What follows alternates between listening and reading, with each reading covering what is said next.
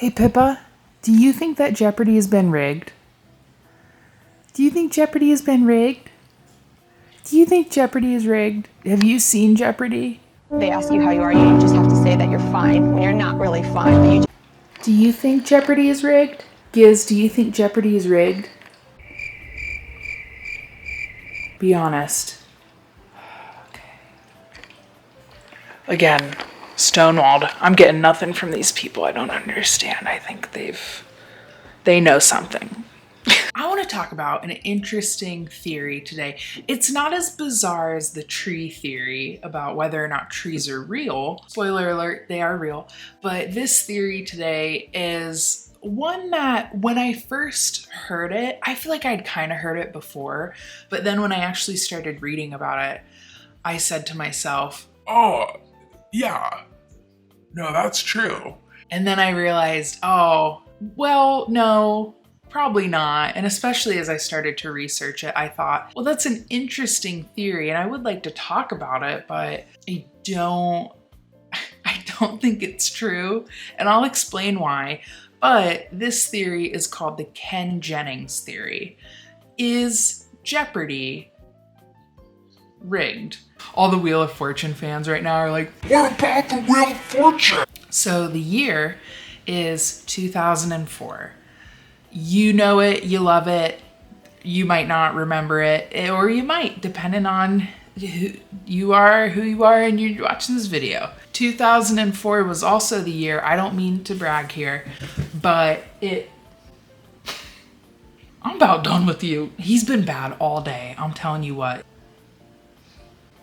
2004 was also the year, I don't mean to brag here, but I saw the movie Sleepover. When I saw it, I was in love with this little known actor at the time named Evan Peters. When I saw Evan Peters in that movie, little 9-year-old me was like, oh my God. I'm in love, he's the one. He's amazing. And then now he's, a nobody. But 2004 was also the year that Ken Jennings was on Jeopardy. And if you do not know about Ken Jennings, he made Jeopardy history like no other. He won 74 straight Jeopardy episodes. Jeopardies. Jeopardies? Could be onto something. And to this day, Ken Jennings holds the most wins in Jeopardy history. 74 consecutive wins. Nobody has beat that since. Wait, not only that, doesn't Ken Jennings host Jeopardy now? Did I forget one of the biggest things is that he hosts it? He does. Ken Jennings is currently, while filming this video, he is the host of Jeopardy currently.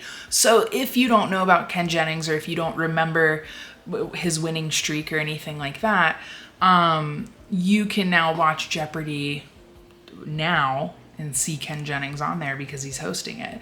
Although an article that I just saw said that he might get axed.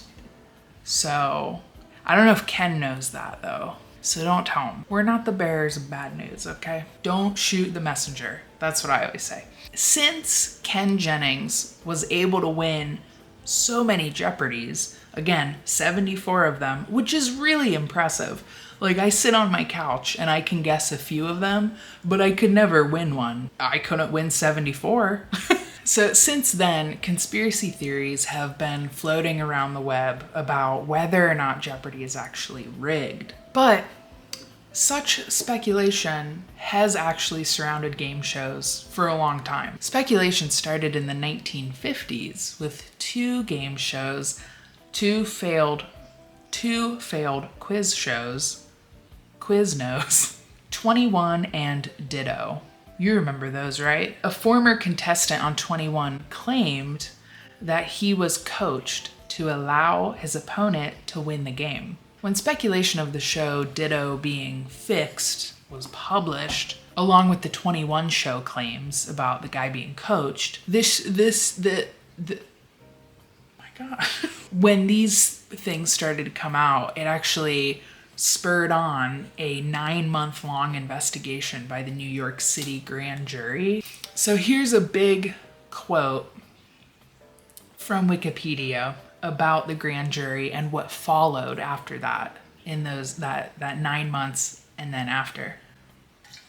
Although contest rigging was not a criminal offense, several producers and dozens of contestants chose, rather than publicly admit they were frauds, to perjure themselves before the grand jury by denying they participated in fixing the shows.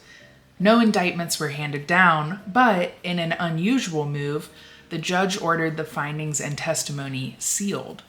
This aroused public suspicion that corruption was involved, which in turn attracted the attention of the U.S. Congress. A former congressional subcommittee investigation began in August 1959. The producers and contestants did not dare to perjure themselves before Congress. Probably a good move. That's not a part of the quote. That's me adding that in, though. Probably a good move. I wouldn't recommend anybody do that. That would be a terrible idea. Enright was revealed to have rigged 21. So it was rigged. Van Doren also eventually came forth with revelations about how he was persuaded to accept specific answers during his time on the show. In 1960, Congress amended the Communications Act of 1934 to prohibit the fixing of quiz shows, or as I like to say, Quiznos. Shout out Quiznos. I've only been to Quiznos one time. Is it good? Lock in. Come on. As a result of that action, many networks canceled their existing quiz shows and replaced them. At the prodding of incoming FCC Commissioner Newton Minow, what a cute little name. Very aquatic, very living in a creek, very, I'm done. But at the prodding of FCC Commissioner Newton Minow with a higher number of public service programs. So all that to say is, nowadays, rigging a quiz show, rigging it would be really hard to do. Specifically though, if it was something like Jeopardy and it's a quiz show, this would be very difficult to actually rig because there are laws around it. There are several factors to consider when thinking about this theory about whether or not Jeopardy or any of these current quiz shows, if they could actually be rigged. But specifically with Jeopardy, I want to go through a few different factors here. So something that people don't understand. Oh my God, I almost dropped my chapstick. So something that a lot of people don't understand about Jeopardy, something that I didn't understand, this was news to me and will probably be news to you. Jeopardy, there's a specific way that you can play it to actually maximize your earnings, and there's strategy to playing Jeopardy, which I never thought about there being any strategy because I'm not a game person. Like, someone starts to explain a game and I've left the building, like, mentally. I couldn't care less. But this is actually really cool because there's this player, James Holzhauer, but he's a great example of not only great strategy, but specifically maximizing your earnings on Jeopardy. So James is a professional sports gambler who was on Jeopardy from April to June of 2019. And he became the second highest winner in Jeopardy history. Here's the thing. Remember how I said Ken Jennings got 74 wins? Well, James only got 32 wins, but he became the second highest winner. Like, he won the second highest amount of money without even coming close to Ken Jennings' number of consecutive wins. So here are a few of the things that James did to actually have this strategy, oh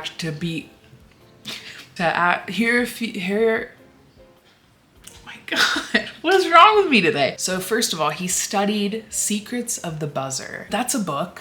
It's about the secrets of the buzzer. I don't know. But he studied this book, and it was actually written by a former Jeopardy contestant. James also was able to study Alex R.I.P. Alex Trebek. But he was able to study Alex's cadence in the way that he talked. And so then he could determine when it was done being asked. And then that way he knew, okay, hit my buzzer. He also learned to press the buzzer calmly but quickly without overexerting himself and being over animated, which is actually a good point, because I feel like if most of us, I just know myself well enough that if I went on Jeopardy and I was like, okay, it's all about the speed, baby, I would definitely overexert myself and I would probably strain my thumb.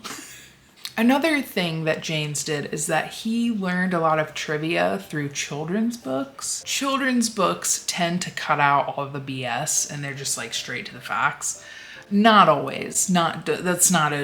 We mustn't make that a generalization. That's not always true. Anyway, like I mentioned before, James comes from a gambling background, a sports gambling background. One of the elements that worked in his favor so much was his lack of fear with actually wagering these different amounts. So based off of his strategy, Ken Jennings could have walked away with so much more money than he actually won. Sorry, Ken. Although Ken is really smart, so I feel like he knows that and he wanted to play it safe. But this is interesting. It brings up an interesting concept, which is that Ken has roughly the same amount of knowledge as James, but he could have won more money and they were playing differently. But that same amount of knowledge, that's like as far as we can measure though. We don't actually, potato, we don't actually live in their brains and know how smart either of them really are. James also though,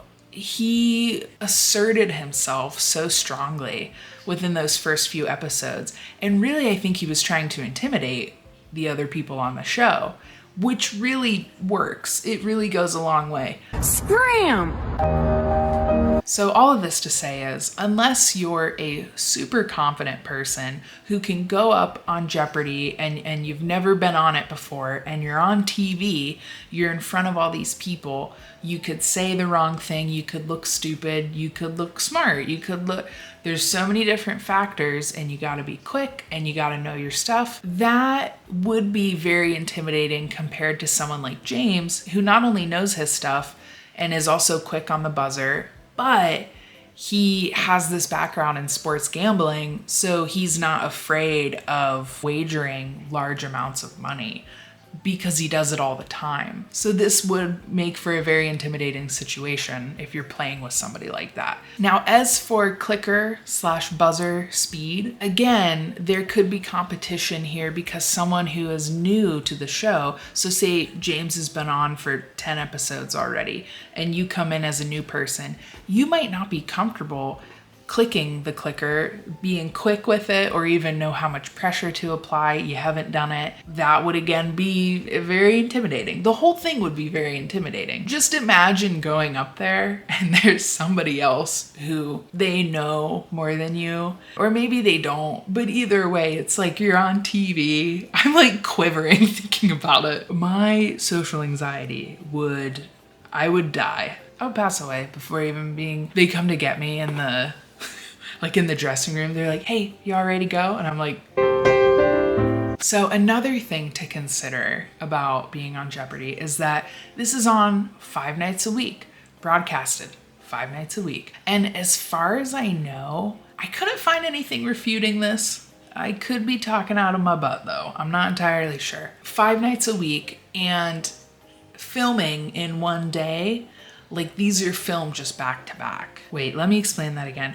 5 episodes that will air, 1 per night in 5 days. Those are all filmed in one day, back to back. But so we got to remember this, because they're filmed back to back in one day, it would be pretty hard to cheat. Like it would genuinely be, if they're filming it back to back and you're only there's 25 to 30 minutes to film each episode and they need to get it done. It's not like they're going to sit around with their thumb up their butt, and neither are you.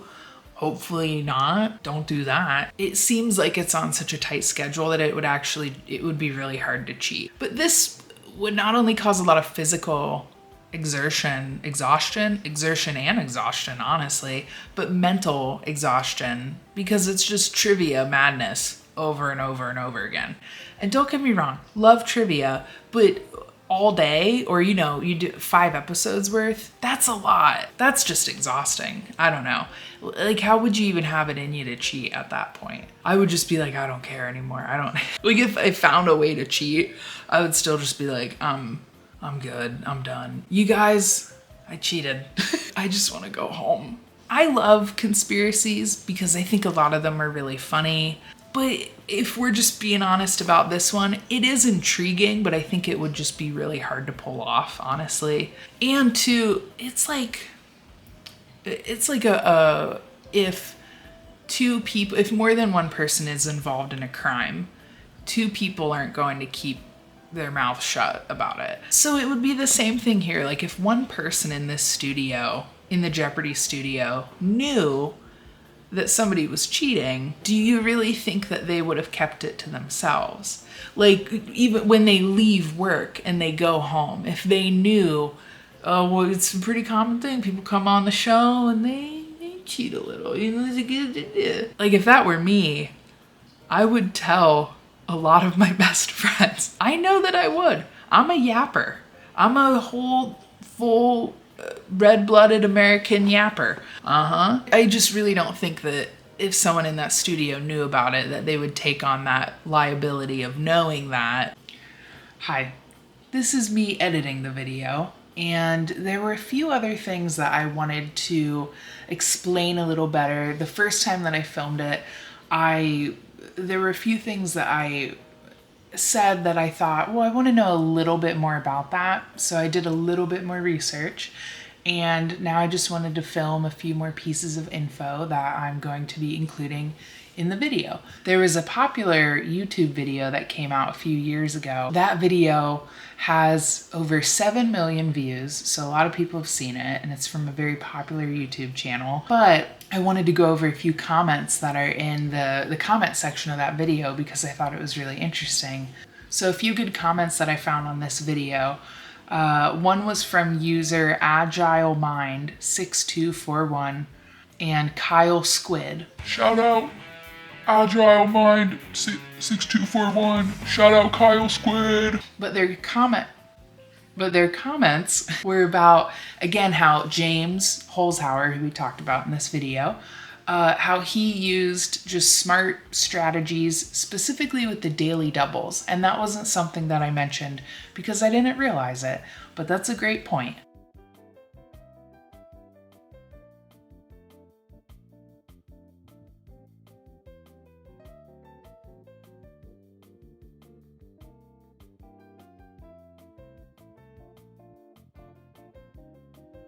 There's another comment on this video from someone who claims to have actually been a contestant on Jeopardy.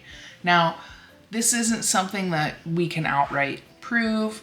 They could be making it up, but it sounds pretty accurate, and I thought I would share it because I found also somebody on Reddit who said they were a contestant on the show. And their experiences sound, I would say, pretty similar. Again, can't confirm if either of these people were actually on there, but thought I would share nonetheless because it is detailed. This person is Bunky2100. Shout out Bunky! Bunky 2100. So Bunky said, back in 2012, I was a contestant and I had the exact same strategy planned as James. But then the show started and it all became real very quickly. Once I got control of the board, I ended up picking questions based upon the category more than the dollar value. I was up against a younger champion who was very good and very fast on the button. I almost beat her in Final Jeopardy. Unless you've been there, you have no idea what the experience is like. The reason why a typical champion only lasts a few episodes is that it is exhausting, physically, mentally, and emotionally. 5 shows are taped each day. The set is incredibly hot. Your brain is going 1,000 miles an hour. Nothing exists except the game. Every contestant gets a picture with Alex Trebek. It happens during a commercial break. One of the assistant producers had to tap me on the shoulder to tell me that Alex was standing right next to me for our photo. I was so involved, I didn't see him. Every once in a while, someone with ice water in their veins becomes a contestant and goes on a run. They are not necessarily more knowledgeable. They just have a sort of detachment that allows them to remain completely cool and get over the hump to the place where their experience becomes a formidable advantage over the challengers who are basically thrown into the deep end to either sink or swim. Is the show rigged? No, it is not, in my opinion. There are strict rules. The contestants have a lawyer who represents them, and the staff went out of their way to make us all comfortable, and in my opinion, showed no favoritism to anyone. And then I found a similar comment made by a user on Reddit, Jacqueline R. Hawkins. Shout out, Jacqueline! But Jacqueline said, former 2-day champ here. Contestants receive absolutely no prep or coaching before a game. We don't know categories or anything. In fact, there's a completely random drawing that happens before each game to determine which set of questions will be used in a game. The person who draws the set is a person required by the federal government, not employed by Sony/Jeopardy, who ensures that Jeopardy complies with all federal game show regulations. Contestants are also randomly drawn for a game. So when you show up to filming, you don't even know which day of the game you'll film. You find out when the same regulator draws your name for a match. Even podium position, except for the champ, is random drawing. Recommendation for today. So I did this on my last video. Have you guys ever seen the show called Jeopardy? I highly recommend Jeopardy. Good show. Good kid. But I did want to recommend a movie today. It's White Men Can't Jump. Every time I think of Jeopardy, I think of this movie. Don't watch the remake. I don't know.